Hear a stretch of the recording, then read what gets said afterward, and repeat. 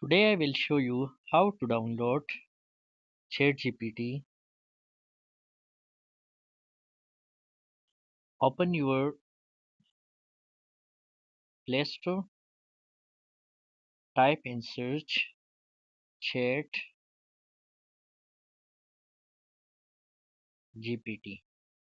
Okay, this icon, there are two icons, AI Chat, the first one, and here's the second one.